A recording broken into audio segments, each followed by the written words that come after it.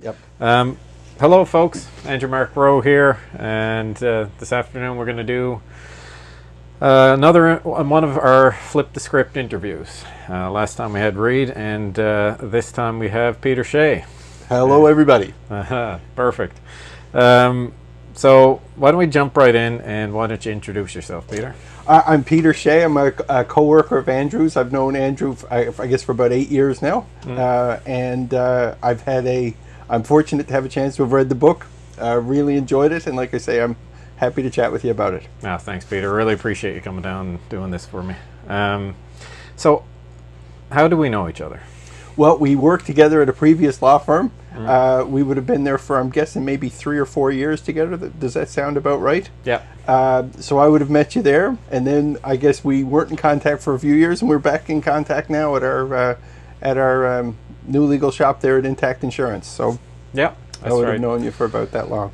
Yeah, it was great that you ended up back at the same office. Yes, I must say I'm very happy to be there. It's great to be working with you again. Yeah, for sure. Yeah, it's great. So, what's your reading background? Like, what kind of stuff do you like to read? I love to read. I did an English degree. I've read all my life. I've spent most of my days reading.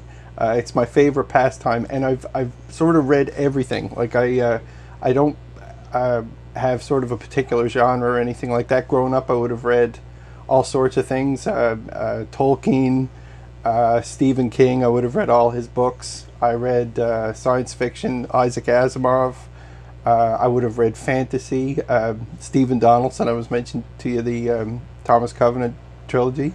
I actually love Victorian novels as well, so that's a complete shift of gears, completely different from that sort of genre. I love crime fiction, like I really enjoyed Ian Rankin's Rebus series, Graham Greene, the Norwegian noir thrillers. So I'm sort of an equal opportunity reader. I'll read anything if the story is compelling, for sure, right? So yeah, sounds like a pretty eclectic mix. Yeah, that's right. Yeah, you'd have a hard time, I guess, pigeonholing me based on what I read. I read a variety of different things. Okay, perfect. And do you remember when I first contacted you about reading one of the drafts of the book? Yes. Yeah, for sure. I was very happy to do it. I knew that you were a writer, of course. You had mentioned to me that that it was a big interest of yours, and I was very happy to do it. I was ecstatic, actually, that you had done the book, and I was thrilled to have an opportunity to read it, for sure. Okay, perfect. And as you started to read it, what were your initial impressions of the book? Well, it was very hard for me to put it down. I read it in just a couple of settings. It took me a number of days to finish it, just because of scheduling and stuff. But I read most of it in probably just a couple of settings. I really enjoyed it.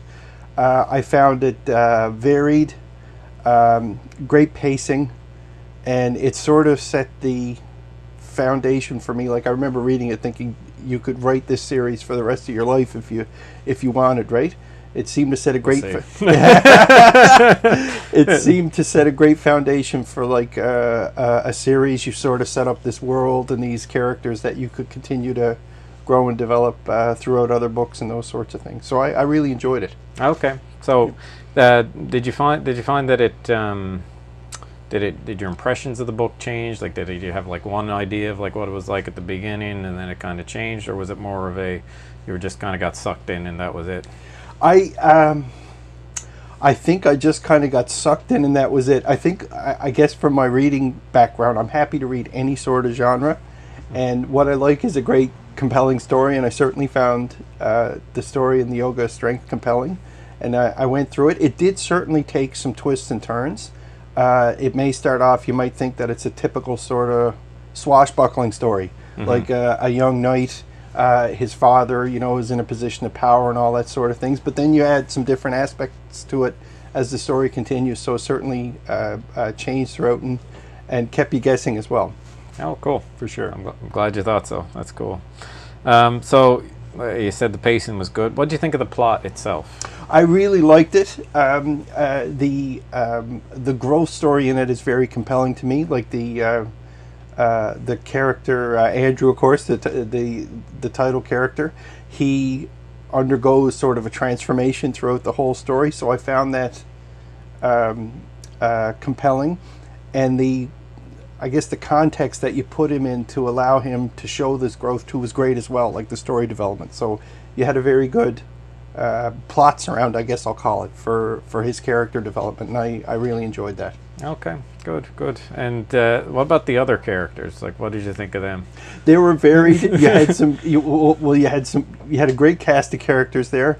I thought they all had their like some stories you get a primary character, and everybody else is just sort of vanilla in the book. But that certainly wasn't the case with yours. There's a real mix of people. I liked how all of the characters and the story gave a tremendous sense of unrest. Like there's kingdoms at war, and there may be a change in the power structure and all those sorts of things. So I found that really good, and the characters certainly helped present that right. Like there's peril, things are unsettled, those sorts of things. I thought that was great. And I must say, like I say, I found it hard to put down. Okay, and the setting itself. What do you think of the setting? I really enjoyed it. Like the fantasy setting was great. I liked how it varied. How they're well, Andrew's in his home country, of course, to begin with. They sail down south. It felt like, to me, anyways. They come back through, the country and the desert and all that sort of stuff. So it was a real varied sort of context in terms of the setting. One part of the story that I loved was Andrew and one of his companions. I'm not sure who. They're in a brothel, and things are dangerous there. And there's a great sense of suspense that comes from that. So I think you did a great job, making the read compelling for the reader. Okay, good. And so they were one of the things I kind of really wanted to focus on. This was that there was obviously I put a fair bit of myself into it, and I really wanted to evoke an emotional reaction. Did you find that it was like the book kind of had that the emotional hooks, that kind of thing? Yes, for sure. I think everybody can relate to the story of sort of a personal journey towards self-fulfillment and those sorts of things. Knowing you as I do, I know that I remember coming back to work with you at Intact. You seemed so happy. You seemed to have found your zen,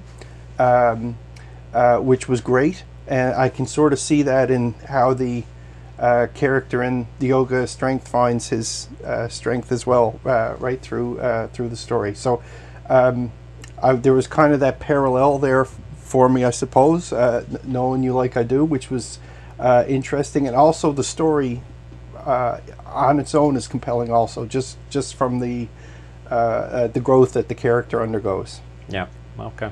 And obviously this is the story of Andrew. Like there's other characters, and there's second and third books. Is there are you eager to find out any more about any of the other characters? Absolutely. Like the one thing about the Yoga Strength is that you could take it in so many different paths, I guess, forward.